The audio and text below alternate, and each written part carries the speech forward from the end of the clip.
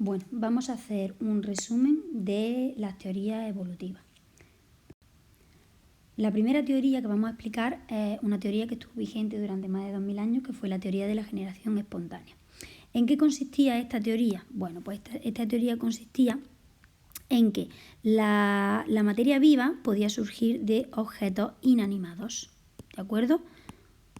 Entonces, cosas que estaban muertas, objetos inanimados, pues podrían originar lo que era la materia viva. Fundamentalmente se basaba en que en zonas de descomposición pues aparecían moscas. Esta teoría estuvo vigente durante mucho tiempo e incluso hubo una persona, Van Belmont, que hizo una receta para crear ratones. Esta receta consistía en que tú cogías ropa interior sudada, trigo, y al cabo de 21 días, nada más y nada menos, aparecían ratones. Y decía pues que los ratones habían aparecido de la ropa y del trigo. Bueno, esta teoría posteriormente fue refutada en varias ocasiones. El primero que la refutó fue Francesco Redi, ¿de acuerdo? Francesco Redi hizo el siguiente experimento. Puso trozos de carne en frascos. El primer frasco lo dejó abierto, de tal manera que había contacto con el aire. El segundo frasco no lo dejó abierto, lo dejó cerrado. Y el tercer frasco lo dejó con una gasa. Estaba tapado, pero claro, la gasa tenía orificios por donde podía entrar y salir el aire. Al cabo del tiempo, que observó, pues que el primer frasco sí estaba contaminado, el segundo no estaba contaminado y el tercero tampoco estaba contaminado, pero tenía huevos, larvas, moscas en la superficie. ¿Qué había pasado? Pues que en el primer frasco las moscas habían entrado procedentes del exterior, no habían surgido de la carne, sino que habían venido del exterior. En el segundo frasco, pues como no había contacto con el exterior, no habían aparecido moscas. Y en el tercero, pues las moscas habían olido la carne, pero al no poder pasar, se habían quedado en la zona superficial, con lo cual demostraba que las moscas venían del exterior, no venían de dentro del frasco ni de la carne. Lázaro Spallanzani dio un pasito más y realizó el siguiente experimento. Puso caldo y lo esterilizó. Esto de aquí a fuego. ¿Lo esterilizó para qué? Para matar a todos los microorganismos que hubiera dentro. Lo dejó abierto, en contacto con el aire, y al cabo del tiempo, pues que observó que sí se había contaminado. Con lo cual él dijo pues que habían entrado de fuera. Para demostrarlo aún mejor, ¿qué hizo? Pues realizó el mismo experimento, pero lo selló. Y al cabo del tiempo observó que no se había contaminado, con lo cual demostró efectivamente que los microorganismos venían del exterior y al no poder entrar, pues aquí no había existido ningún tipo de contaminación y aquí, sin embargo, sí. El tercero que la refutó fue Louis Pasteur, mucho tiempo después, que dio otro paso más allá.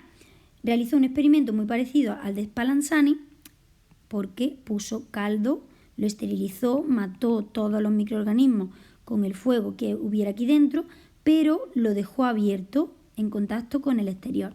Pero no lo dejó abierto de una manera simple, sino que lo dejó a través de un tubo con forma de S, con lo cual los microorganismos que entraban se quedaban aquí, porque los microorganismos van en suspensión en el aire. Entonces esos microorganismos pueden entrar, pero luego ellos no tienen alas para ir en contra de la gravedad, sino que se quedan aquí, con lo cual no se contaminó y lo demostró aún mejor cuando al cortarlo los microorganismos entraron y sí contaminaron el frasco. Estas tres teorías refutan la teoría de la generación espontánea. Las siguientes teorías son el fijismo, creacionismo, catastrofismo, que los expuso Georges Cuvier. Cuvier, que decía pues que las especies eran inmutables, las especies no evolucionaban, siempre eran las mismas, que es lo que representa esta imagen. La imagen de Dios diciendo que esta evolución desde los primates hasta los seres humanos no era posible. Entonces, ¿cómo surgieron las especies? Bueno, pues las especies surgieron porque fueron creadas. Y como había vacío en el registro fósil, lo que ocurrió fue lo siguiente, que cada vacío en el registro fósil estaba relacionado con una catástrofe.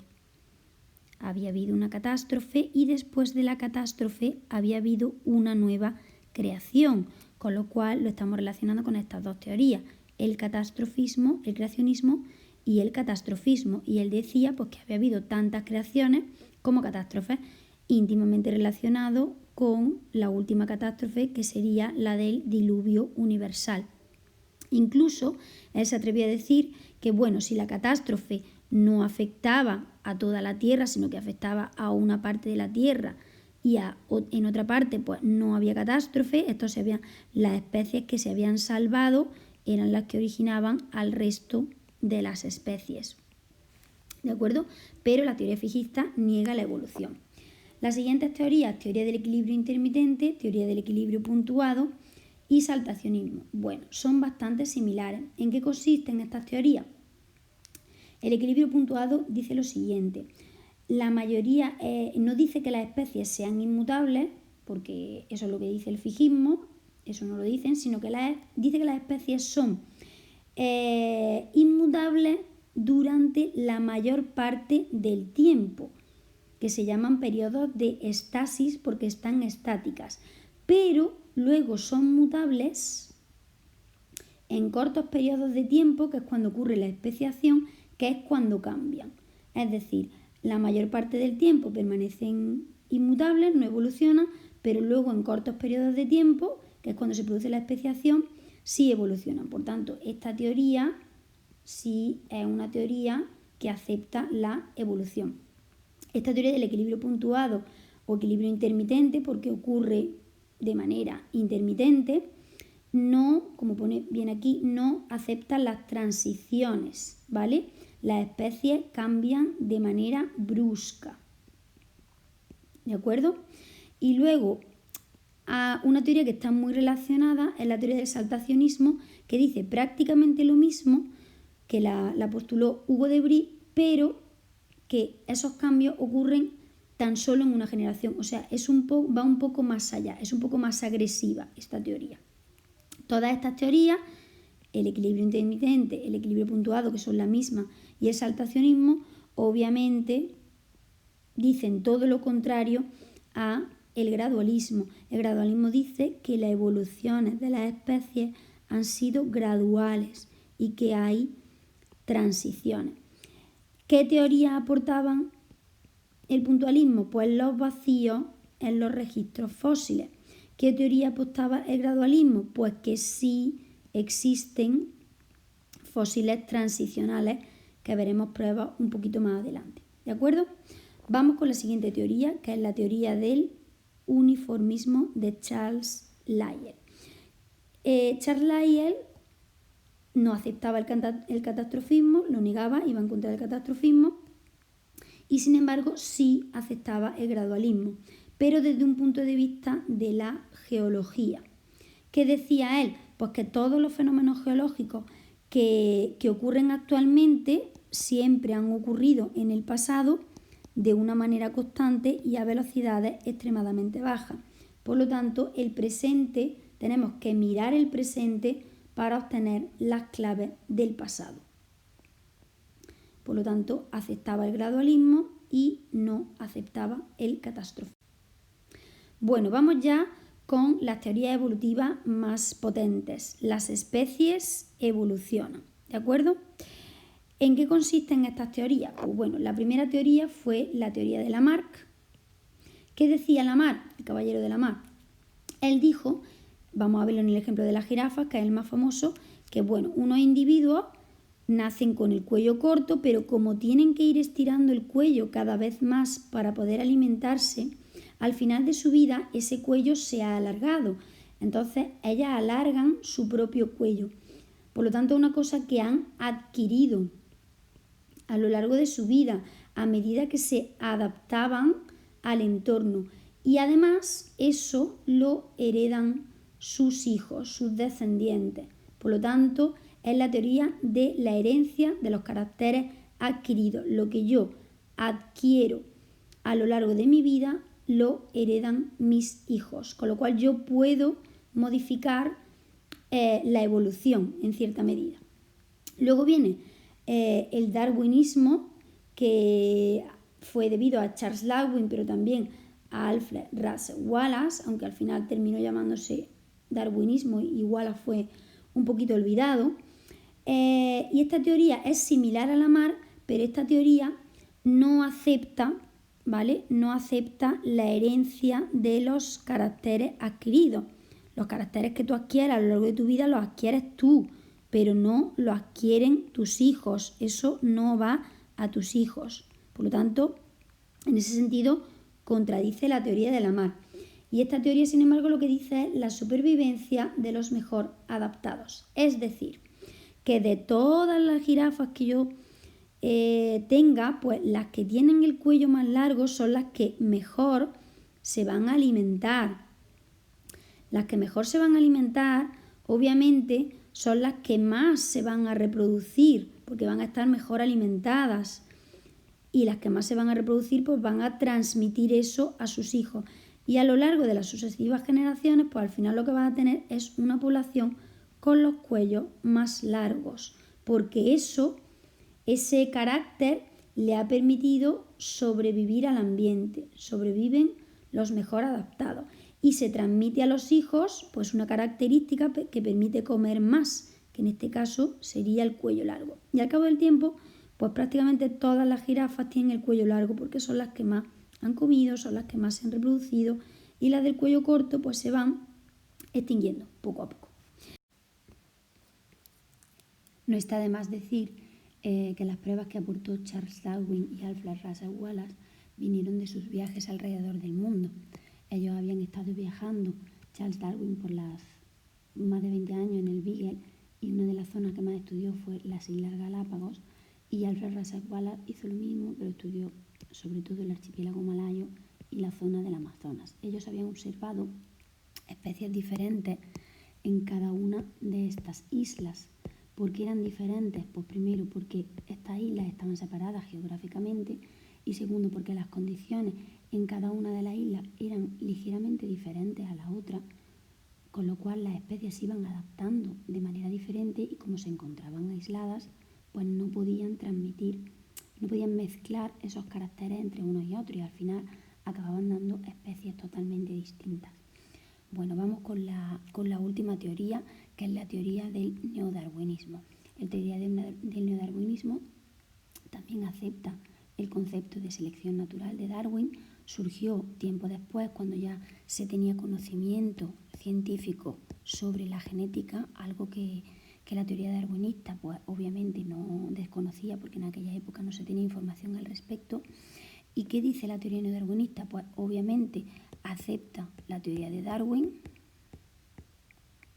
de la selección natural, pero lo que ella dice es que la selección natural no actúa sobre el individuo, pero aunque actúe sobre el individuo, luego eso tiene que repercutir en la población, porque una variación en un individuo es mínima y si no es algo que se acumula en la población, pues no consigue cambiarla. Acepta obviamente el gradualismo, es decir, que son cambios que ocurren poco a poco, y la parte fundamental es esta. Explica el motivo de la variabilidad en una población, que era algo que Darwin pues, no supo explicar. ¿A qué se debe? A las mutaciones que ocurren cuando el ADN se duplica y a la recombinación genética que ocurre durante la reproducción sexual. Teoría de Oparin o teoría de Alexander Oparin. Esta teoría explica el origen de la vida en la Tierra, puesto que ya teníamos la teoría de la generación espontánea totalmente descartada. Oparin postuló, porque era astrónomo, que las condiciones de la vida en la Tierra habían sido estas: una gran existencia de volcanes, los tenemos aquí pintados, abundantes tormentas eléctricas que se ven en la imagen y una gran cantidad de radiación ultravioleta, puesto que no existía, no se había formado todavía la capa de ozono. Además teníamos una atmósfera primitiva compuesta fundamentalmente de hidrógeno, vapor de agua, metano y amoníaco. ¿Qué habría ocurrido en esas condiciones? Pues en esas condiciones habría habido una intensa interacción de compuestos químicos, por lo cual todas estas sustancias se habían transformado en moléculas orgánicas sencillas que con el enfriamiento posterior, en lugar de tener vapor de agua, tendríamos una sopa primitiva que ya habría originado los primeros aminoácidos y los primeros lípidos. Estos lípidos quedarían suspendidos en forma de coloides, como gotitas de aceite, que poco a poco darían lugar a la primera célula, protocélula o coacervado. La tercera parte diría que había habido una evolución gradual desde la materia inorgánica a la materia orgánica. Materia inorgánica sería esto. Estos ya son componentes de la materia orgánica. Y poco a poco ese coacervado pues iría evolucionando, luchando a través de la selección natural al resto de los seres vivos. Esta teoría luego fue posteriormente demostrada con un gran experimento, el experimento de Stanley Miller. Stanley Miller demostró la teoría de Perrin con el siguiente experimento. Puso aquí una gran cantidad de calor para simular el efecto de los volcanes. Puso aquí electrodos, descargas eléctricas para simular el efecto de las tormentas. Aquí puso agua para simular lo que era la sopa primitiva. Y luego una serie de tubos que conectaban ambas estructuras. Aquí un condensador para simular el enfriamiento que había dado lugar a esa sopa primitiva. Bueno, y los componentes principales que añadió a la atmósfera pues fueron los que había dicho Perrin: hidrógeno, metano, amoníaco y vapor de agua que luego se condensaría en esa sopa. Al cabo del tiempo, en este experimento aparecieron 4 aminoácidos de los 20 existentes y 6 componentes de los ácidos nucleicos, que, ojo, son los componentes que originan la vida. Con lo cual, no solo había realizado un experimento realmente genial, sino que también había demostrado la hipótesis de Oparin. Vamos con la siguiente teoría. La teoría de la panspermia de Svante Arrhenius, que había estudiado astronomía, consiste en dejar lo que es la biogénesis, o sea, cuál fue el origen de la vida, en una parte extraterrestre, porque él postula que no viene de la Tierra, sino que la teoría surgió, o sea, la vida surgió aquí a raíz de material que pudo llegarnos a través de meteoritos. En esos meteoritos pudieron venir, tiene una teoría de la panspermia dura y otra teoría de la panspermia blanda. En esos meteoritos pudieron venir directamente los microorganismos, y esos microorganismos fueron luego los que colonizaron la Tierra. Por lo tanto, el origen de la vida, como digo, no está en la misma Tierra, sino que viene del exterior, es extraterrestre. O la blanda, que dice que esos microorganismos pues no pudieron sobrevivir porque al impactar un meteorito en la Tierra pues hay unas temperaturas elevadísimas, pero aunque esos microorganismos no pudieron sobrevivir, quizá vinieron ahí proteínas o ácidos nucleicos, parte de ADN, ¿vale?, que fueron los que iniciaron la vida en la Tierra. No microorganismos en sí, pero sí moléculas que son las propulsoras de la vida, como son las proteínas y el ADN. Esa es la teoría de la panspermia, teoría de la panspermia dura o teoría de la panspermia blanda. La teoría de la panspermia blanda también se llama teoría molecular de la panspermia.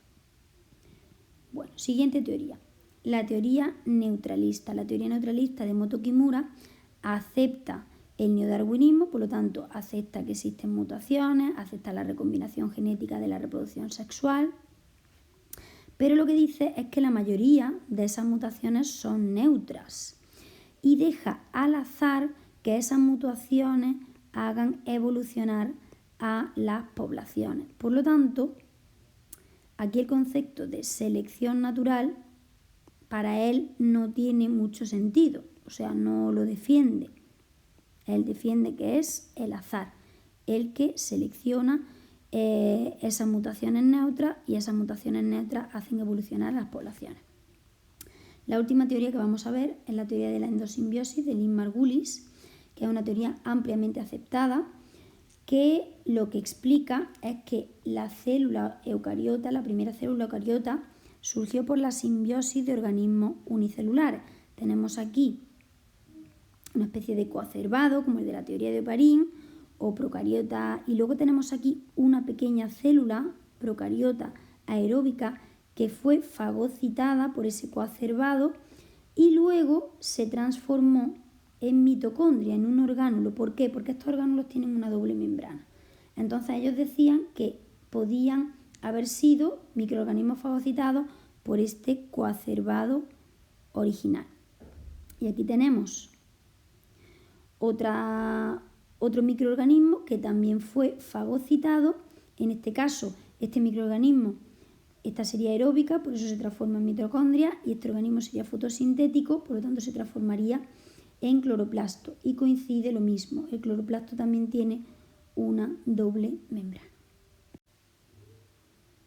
Y vamos ya con lo que son las pruebas de la evolución, las pruebas evolutivas. Bueno, las primeras que vamos a ver son las pruebas anatómicas o morfológicas, y dentro de ellas unas particulares que son las embriológicas.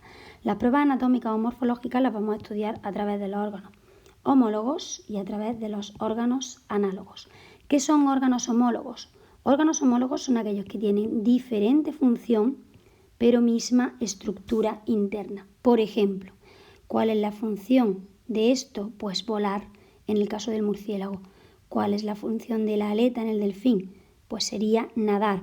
Pero resulta que si luego los miramos por dentro, esto sería el húmero del murciélago, esto sería el húmero del delfín. Tienen los mismos huesos. Estos serían las falanges del murciélago, mucho más desarrolladas, y estas serían las falanges del delfín. Tienen misma estructura interna, pero diferente función porque se han adaptado a diferentes condiciones en el ambiente. Luego vamos a estudiar los órganos análogos. Bueno, se me ha olvidado decir que esto es una prueba de la evolución divergente, es decir, que teniendo un antepasado común, lo que lo indica que tienen los mismos órganos internos, han divergido cada uno en un medio, uno en el medio aéreo, otro en el medio acuático, y han dado lugar a funciones diferentes. Órganos análogos. Órganos análogos sería totalmente lo contrario, que viniendo de orígenes diferentes acaban realizando la misma función. Eso se le llama evolución convergente, que sería lo contrario de la evolución divergente. Ejemplo, pues tenemos aquí ejemplo las alas de una mosca. Las alas de una mosca sirven para volar y tienen una estructura membranosa, pero las alas de un murciélago sirven también para volar, pero no tienen una estructura membranosa, tienen una estructura ósea, ¿vale? Y es diferente también, bueno, aquí también hay una estructura ósea, pero es diferente también, por ejemplo, de las plumas de esta águila, ¿de acuerdo? Tienen misma función, pero distinta estructura. Otro ejemplo serían los órganos vestigiales. Los órganos vestigiales son aquellos que han tenido una función en el pasado, pero que actualmente ya no la llevan a cabo. Por ejemplo, aquí tenemos el cormorán de las Islas Galápagos, que tiene unas pequeñas alas. Antiguamente pues sí podrían volar, pero ya han perdido esa capacidad. Con el kiwi de Nueva Zelanda pasa lo mismo, con estas pequeñas alas de este insecto pasa lo mismo. Son órganos vestigiales. Tuvieron una función en el pasado, pero ya se están atrofiando porque no realizan ninguna función, y entonces el coste energético del cuerpo pues desvía poca energía para ese tipo de órganos, y al final pues se supone que acabarán desapareciendo. Otro ejemplo sería el coxis. Nosotros también tenemos coxis, pues el coxis es el resto de que existía una cola en el pasado. Y vamos ya con las últimas, que son las pruebas embriológicas. Las pruebas embriológicas lo que dicen es lo siguiente. Tenemos aquí los embriones de un pez, salamandra, tortuga, pollo, y todo esto serían mamíferos. Bueno, pues si los observamos en los estadios iniciales, prácticamente son iguales. Luego se van diferenciando y al final acaban siendo diferentes. ¿Pero qué significa que los estadios iniciales sean iguales? Pues que tienen un origen común. ¿De acuerdo? Estas serían las primeras pruebas evolutivas. Esto sería otro ejemplo de órganos homólogos, es decir, órganos que teniendo la misma estructura tienen diferente función. Aquí vemos, por ejemplo, Esto es el húmero del ser humano, el húmero de un gato, el húmero de una ballena que ya no anda. Nosotros somos bípedos, pero luego un gato, pues, por ejemplo, es cuadrúpedo, él no anda a dos extremidades, sino que anda a cuatro. La ballena, que lo que hace es nadar, y aquí tenemos el húmero de un murciélago, que lo que hace es volar. Sería otro ejemplo de órganos homólogos. Las pruebas biogeográficas lo vamos a explicar con estos dos ejemplos. Este primero de aquí, ¿por qué encontramos en zonas que actualmente están separadas fósiles que son iguales? Pues bien, primero porque esas zonas anteriormente estuvieron unidas por la tectónica de placas, y segundo porque al estar juntos, pues evolucionaron juntos durante todo este periodo. Por eso se encuentran fósiles, repito, iguales en zonas que actualmente están separadas. Este segundo ejemplo nos tendríamos que preguntar por qué nos encontramos aves muy similares en zonas que están muy separadas. Pues primero porque tendrían un origen común. Esas zonas posteriormente se separaron por la tectónica de placas. Al separarse no compartían mutaciones, no mezclaban ADN y fueron dando lugar a especies similares entre ellas, pero ya realmente diferentes. Vamos con las pruebas paleontológicas. Las pruebas paleontológicas son las que están relacionadas con el registro fósil. Aquí, que lo mencioné antes, hay un registro fósil que demuestra lo que es el gradualismo, porque se ve cómo el caballo ha evolucionado de un tamaño similar al de un perro hasta la altura que tiene actualmente, y hay un registro fósil que dice que es así y que sus extremidades se fueron alargando y su cráneo se fue agrandando también. Luego tenemos fósiles vivientes como el celacanto, que es un pez que tiene miles de años y sigue existiendo y se sabe que existió en el pasado. Y luego tenemos otro ejemplo, que sería el Archaeopteryx. El Archaeopteryx es una transición entre los dinosaurios emplumados y las aves modernas. Pues ¿por qué? Tenía dientes, cosa que las aves actuales no tienen.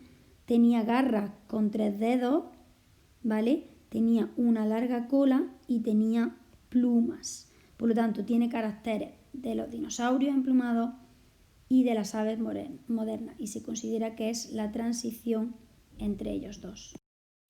Las pruebas bioquímicas o moleculares se explican de la siguiente manera. Están relacionadas, pues, con componentes químicos de los seres vivos. Vamos a ver un primer ejemplo con componentes de la proteína, en concreto de la globina humana, que se encuentra en los glóbulos rojos. Pues si vemos la similitud de esa proteína entre las distintas especies, vemos que tenemos un 95% con los chimpancés, 87% con roedores, y va disminuyendo con aves, con anfibios y con peces, lo que significa que a los que más nos parecemos, pues serían a los chimpancés. El segundo ejemplo sería con el ADN. El ADN, sabemos que hay un código genético que es universal, lo que significa que todos venimos de la misma célula, que eso ya sería un primer paso. Y en segundo lugar vamos a ver aquí secuencias de nucleótidos en cada uno de los grupos de primates. Tenemos aquí los grupos de primates. Si vemos las similitudes, con el que más compartimos son con estos dos, con los chimpancés y con los gorilas. Al haber aquí un vacío, pues los más similares a nosotros serían los gorilas. También compartimos con los orangutanes y con los gibones, pero menos. Esta sería otra prueba de la evolución.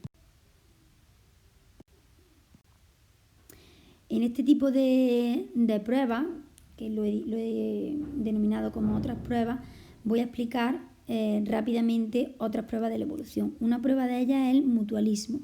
Se considera que una especie, como por ejemplo las abejas y las plantas, tengan que interdepender la una de la otra. Yo polinizo a la planta y la planta da de comer a la abeja, significa que están relacionadas evolutivamente, ¿vale? Su evolución, digamos que va de la mano. Otro ejemplo sería la simbiosis. En este caso tenemos los líquenes. ¿Qué es un líquen? Un líquen es una mezcla entre un alga y un hongo. El alga hace la fotosíntesis para el hongo y le da de comer, y el hongo al alga le da humedad. Son interdependientes y prácticamente tienen que vivir juntos, por eso se considera que es una simbiosis. Y otro caso sería, por ejemplo, el del pez payaso y la anémona.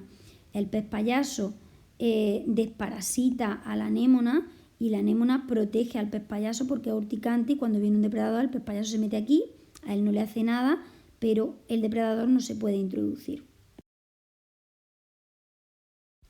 El mimetismo como prueba de la evolución implica lo siguiente, que la selección natural favorece aquellas características que a un individuo le permiten sobrevivir mejor. Y en este caso el mimetismo, ¿qué implica? El mimetismo es una estrategia de un organismo para parecerse o bien a otro organismo, como sería en este caso que estas dos mariposas están simulando ser un búho para ser muchísimo más grandes y ahuyentar a los que las quieran depredar, los depredadores que tengan ellas, o bien parecerse al ambiente. Aquí tenemos, ¿vale?,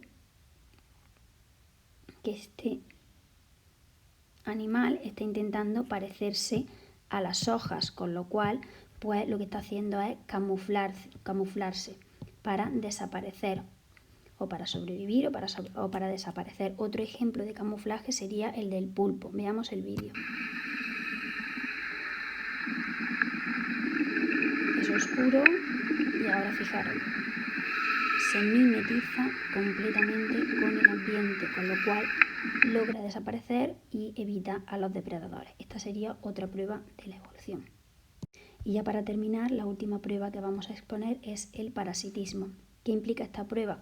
Pues que podemos tener especies como por ejemplo el pelícano o el ganso que comparten el mismo parásito, que es este de aquí. Y luego podemos tener especies como la grulla, pues que tienen un parásito diferente. ¿Qué implicaría esto? Pues que evolutivamente estos dos están más próximos entre sí. Pelícano y ganso están más próximos entre sí que la grulla. Ese sería el parasitismo.